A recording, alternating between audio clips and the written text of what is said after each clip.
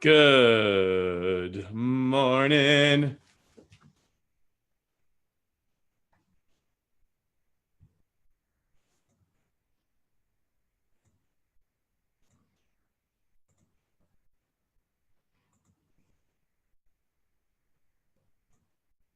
Good morning, good afternoon, good evening, everybody. Welcome to this episode of the Nut Closer Show. As always, I hope you are rocking and rolling on this Thursday afternoon. Now, it's Thursday of Valentine's Day. I know it's 5:30 in the afternoon. A lot of people are headed out of the office here, running home, getting dressed to go out and spend time with their honey. And I'll be doing that here in about 30 minutes as well. But I just thought I'd take a second to share a little bit with you guys here at the end of the day. It's Valentine's Day, so I thought I'd share about some things that I love about the note business. But I titled this, What's Love Got to Do with It? You can love real estate, you can love note investing, but there are some specific things you have to keep in mind when it comes to where the market's at to make sure you don't fall out of love really fast. Notes can be a jaded, evil bitch sometimes that can really stab you in the back if you don't watch out. Now, what you have to realize too is the industry is changed quite a bit over the last 10 years. So if you took a workshop 5 years ago or 10 years ago, or even really 2 years ago, there's been quite a few changes to it, but this still comes back to three things.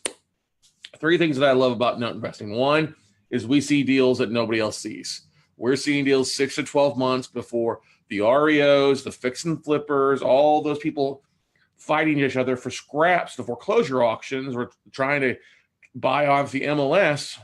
They never see our deals. We see stuff 6 to 12 months ahead of time. That's the first thing I love. Second thing I love about the note business is we get better pricing. We're getting a lot better pricing than what those people are paying out there as well. If you're paying retail or paying above 85% or greater, you're overpaying. By all means, go right ahead. I mean, I had a great interview this morning on the Titanium Vault podcast with my buddy RJ Bates. It should be coming out on Friday talking about, hey, yeah, he's seen it happen. He's seen a lot of people overpay. They've overpaid in some cases. Just they're trying to do a deal. They're trying to put some capital work. All right. So those are two things. And the third thing is the multiple exit strategies we have. I mean, we've got a variety of exit strategies, especially buying non-performing notes that you can make money out of. Performing, you can get it reperforming, you can modify it, you can do a trial payment plan, you can wholesale it, you can buy it and then sell it really fast if you need to make things. You can do a short sale, you can do a loan assumption. There's a whole variety of things that you can make work here. Now, I've got my first workshop with you kicking off tomorrow through Sunday, and we're always excited about that. But I am just seeing some things out there in the world that I want to make sure and share with you because, yeah, I love note investing. Everybody, I love being the lien lord. But if you don't, what's love got to do it if there are specific things happening in the market that are going to stab you in the back? Like I'm seeing people talk about, you've got to make sure you're buying performing notes at 85% or greater. I'm like, why? Why is that? If you want to buy and use them for your own funds, great. But there are people out there teaching that, you can't buy performing funds, not for me anyway, at less than 85%. We're working on a portfolio right now, well below 85% of some performing notes. I mean, there's deals out there if you'll go to work. That's one of the biggest things that I dislike. There's a lot of people out there that have popped up as educators who don't know their elbow from their asshole. They've never lived through a downturn. All they've ever seen is their asset values go up, go up, go up. If you're going to really love something, you got to be ready to prepare if the market goes up or goes down. Making sure that you're leveraged properly, making sure that you haven't over encumbered the property, making sure you haven't added more overfunded the deal. And I mean, overfunded the deal, over invested in the deal. And now if it does take a turn or it drags on, that you're not going to lose money on things. So I joke about this a little bit. And that's what the whole title of the team tour, What's Love Got to Do with It? Which is a story talking about how, she was beat up by her ex-husband and things like that. You guys can get beat up pretty good in notes. I've been beat up pretty good in notes from time to time. I mean, I still love this industry, but it drives me batty some of the stupid shit I see out there. There's a fund out there selling some stuff off at like 80% of UPB, not non-performing stuff. And I'm like, yes, there's a lot of equity things like, but that still doesn't make sense. You start running some numbers, it just doesn't make sense. Or you're seeing some funds that are moving assets that's just all their bottom of the barrel stuff. We're seeing that with Condor. Condor's oh yeah, we got a bunch of stuff. I'm like, dude, I don't even want to waste my time with that, because the fact is it's so nasty, so much nasty stuff. And you're not going to sell it at a price that makes sense. You're hoping, and that is what is happening out there. There are a lot of funds. There's a lot of people trying to sell you stuff that isn't going to make good. They're selling you a box of chocolate, which is a box of shit. All right, everybody. So if you're watching this, share this. I would love it if you're sharing, if you're watching this live. If you're listening to this, you're going to want to take some notes here really fast, because there are things that are happening in this market. I'm getting more phone calls from banks in the last 30 days than I have in the last 9 months. When I'm going to a networking event in Dallas and commercial brokers who have notes are walking by there to find some stuff, that should tell you some stuff. Once it tell me, banks and stuff on their books are looking to get rid of. I mean, I've got a deal that we're working on through in Alabama right now that we just got the paperwork on. I'm working on other stuff on a bit of a greener industry out in California right now on a couple of deals that we're looking at. The thing you got to realize, everybody, is if there's never been more important, this Valentine's Day, make sure you stick to your numbers. Make sure you walk through, make sure the deal that you're bidding on is common sense underwriting. It makes sense. All right. You have to realize there are some institutions out there that don't really give a rat's ass about you. There's some educators out there that don't give a rat's ass about you. You have to realize that there are people out there that just want your money. They just want your money. And they'll take it and say, screw you. And that's what you have to realize as a note investor. It's a buyer beware area. It's a total buyer beware. Nobody's going to give you your money back if you don't do the work that you need to do. I had somebody who bought a couple assets, not from me. They bought it from one of our sources. Then they never reached out to the asset manager. They never reached out to the servicing company. They never reached out to the collateral company. 6 months go by, and then they're like, hey, where did I get my stuff go? I'm like, hello? You're supposed to reach out to these things. These are things we taught you. Call this person. Call this person. What did you tell? You told literally the lender to send the stuff here. And then you didn't reach out to the person that you're having it send it to. And then they send the stuff back and they can't find it. That's not on anybody. That's on you. That is on you solely. And you have to realize, everybody, just because you love the idea of being a note investor, there's some of you that aren't cut out to be a note investor. There's some people out there that are doing things that I'm just like, what are you doing? It's a different world these days than it was a couple years back, because there is pricing that's gone up a little bit. I told a bank today, hey, you're smoking a lot of crack on some stuff that's been defaulted for over a year now, 2 years. I'm like, you want 80 cents on the dollar? No, sir. No, thank you. I appreciate that, but I'll pass. Be smart these days. If you're seeing tapes floating around, or our buddy Chris Savigny posted on it in one of his groups talking about, hey, it was funny, he saw a Joker broker talking about deals, and then seeing the people that opt into that or posted that, all these Joker brokers that we all know are starting to opt into the same thing. Hey, send me a list so I can send it all around. And I just have to laugh. You know, there's some Joker brokers that, oh yeah, if you get an approved bid, you're going to put a 10% non-refundable deposit down and close in 72 hours. What kind of smoke are you freaking smoking out there, jackass? So I'm trying to shout out to you guys, because the thing I have gotten, and I had a conversation with 3 people last night. You called me up, on a couple of people I had conversations with, and we were at the booth at the DFW REI meetup on Tuesday night. Great meetup, several hundred people there. And the lady comes up to me, oh, I'm a note investor. I'm like, oh, really? What are you doing? Well, I'm originating notes. I'm like, okay. Tell me about what you're doing. Well, I bought a house and I rehabbed it up, and I'm going to offer a note on it so I can create cash flow. I'm like, wait a second. How much of your own money do you have in the deal? She's like, I got quite a bit. I funded the whole thing. I'm like, so you got all this profit you're going to tie up in the note for another 10 years? Well, it's going to get cash flow. Yeah, but wouldn't it make more sense for you to take that, sell it traditionally, take the capital back, and now go buy 2 deals? And then would it make more sense to take those 2 deals and turn them into 4 deals? And turn those 4 deals into 16 deals or 8 deals? And she just looked at me blank. I'm like, people are not running the numbers. They fall in love with an idea, of owner financing. And I think it's a great exit strategy if you can't sell the property traditionally. If you're over encumbered or if it's got some title issues. Look, I'm not bashing owner financing. What I'm bashing is the jackasses out there that aren't sharing all the information. And if you're an investor, you're based off of a number. And if you borrow money from people, you don't have the flexibility to owner finance a property a lot of times, because if the deal is at 12% or 8% or 6%, but it's a 12-month deal or 18-month or 24-month deal, and you owner finance it, you're screwed.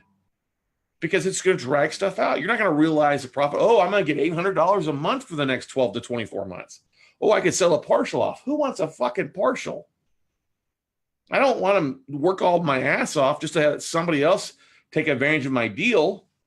So be careful out there on who you're learning from. Be careful out there and to listen to what they say, because there's always two sides. Look, non-performing notes is not for everybody. I'm the first one to tell you, hey, a lot of people just need to focus on performing notes. A lot of people just need to focus on a flat passive return. If you're not going to do the work, no offense, you probably just need a passive return. If you want to be a little bit more aggressive, okay, fine. But you have to realize there's risks involved with that, with a 12 or 24-month deal. There's risks involved with foreclosure. There's some of that stuff that's going to happen. But you want to make sure you're still priced right. So if the market does drop south, you're still sitting where you can liquidate that asset, sell that asset off, and still be sitting aces high. But I seen 3 or 4 people last Tuesday night this event, and it just really bothered me, because I'm really like, really? You're going to go do all this work, borrow other people's money or family's money, rehab the property up, and then turn around and offer owner financing without even offering it for traditional sale? That makes no numbers. That makes no sense number wise. I'm like, could you sell it? Oh yeah, I could sell it for probably net 90, but that's why I can sell it at 110%. I'm like, no, great, go ahead, try it. The numbers still don't make sense. Learn to run your numbers on your calculator. Learn to look at things. Even if you took a 5% hit and sold it at 95% or even 90 cents of the dollar value right now, and you're into it at 60, that 30% is basically a 50% return. 30 grand profit divided by 60,000 and what you invested in rehab, stuff like that. That's a 50% return. And if you did that in less than a year, great. You go and do it another time. But if you tie it up for a while, you're not going to see 30 grand come back. You're only going to see $800 or $900 or whatever that monthly payment is. And that's the most frustrating thing. The most frustrating thing that I see out there. I see people talking about, subject twos and taking over property subject to right now. I'm like, this is the worst time to be taking over subject to properties. Now, unless it's, let me make a caveat, unless you're getting something that's got a very low interest rate, a ton of equity, that's different. But if you're taking over an asset that is full value right now, full value, and the market is starting to dip south, you're the idiot that's going to get stuck on the hook for it. Yeah, maybe it's in somebody else's name, but you can't do anything with that for the most part. You have to understand. I talked to somebody the other day, like, oh, I'm doing this deal. I'm like, okay, what are you making on it? Nothing. I'm like, why are you doing it then? Well, I want to provide a service that you're just minimize your value. You gave yourself a negative value, not just zero, but negative, because you're doing all this work for free. That's not smart investing. That's not something you should be bragging about. Oh, I'm going to work for free. Screw that. We're investors, entrepreneurs. Maybe you should be called yourself a fakepreneur. Not a douchepreneur, but a fakepreneur. And I'm a little fired up today. Just because I have talked with so many people that have been brainwashed on some things. I'm like, wait a second, have you run the numbers on that deal? No. I'm like, run the numbers. Let's work through this really fast. See why this doesn't make sense for you. Unfortunately, not everybody gets it. Not everybody gets it. And while, yes, it's great, love to be a note investor. I love being a note investor. I love it because there's deals that make sense and there's deals that don't make sense. Not every deal makes sense right now. And if you're trying to put a round peg in a square hole because you're trying to go to your tool belt for something, do yourself a favor and don't bother listening to this podcast anymore. Go on to something else. Because this is focused on the note space, direct note space. And I was going to do a podcast just on sub twos and things like that. I'll do an episode probably next week on it, either Monday or Tuesday. But you have to realize, everybody out there, please do not drink the Kool-Aid. Please run the numbers. please ask, well, what about this happens? Don't be afraid, especially if you're in a workshop somewhere. Don't be afraid to ask, well, what if this happens? What if this happens? Well, then you go this route, then you go that route. What you will find is oftentimes things won't always be the same. And sometimes, especially some people out there, won't like that you're actually rocking the boat by providing truth. So be careful out there, everybody. I love the note business. I love what we do. I love helping you guys make things happen. But be smart. Don't be stupid. Use some common sense. Make some bids. Look at your bids you're making. Make sure they make sense number-wise. Don't just throw them on the board or throw them against the wall and see what sticks. Be smart in what you're doing and be focused on things. I see, hey, Laura Blunt, good to see you out there. Jeffrey Wolfman, our bank seeing a downturn in the market. Yeah, they've been seeing some stuff in the downturn. I think Jason Bible posted something just recently about that a huge amount of the United States is already 3 months behind their car payments. If you start thinking about that, that's going to affect mortgage default rates. It's going to affect some things. I think a lot of people are way too optimistic about the market. I may be the Debbie Downer, but I'm just trying to prepare you guys out there when something does happen, which it will, that you're A-okay and ready to go. All right, everybody? That's what I'm trying to do. That's what I'm trying to do. You know, I'm not perfect by any means, you know. I'm far from perfect. And we have our plenty of peaks and valleys like anybody else does. But you'll always know that I'm going to shoot you straight. Be careful out there. Don't drink the Kool-Aid that everybody's running around. This is the best thing since sliced bread. Notes can be great if you know how to do it right. But if you don't do it right, you're going to get screwed. And you don't want to get screwed at all. All right, everybody? So I leave you with that. I leave you with that today. And it's really nice Valentine's Day. I know. Am I just a Debbie Downer myself here? Not really. I just want to see success from everybody. I just want to see people that are really doing good things, and people have worked so hard to be able to put their money to work and really help them get above and beyond where they need to be. So go out, make something happen, everybody. Enjoy your Valentine's Day. Obviously, you're going to hear this afterwards. Hopefully you had a great time.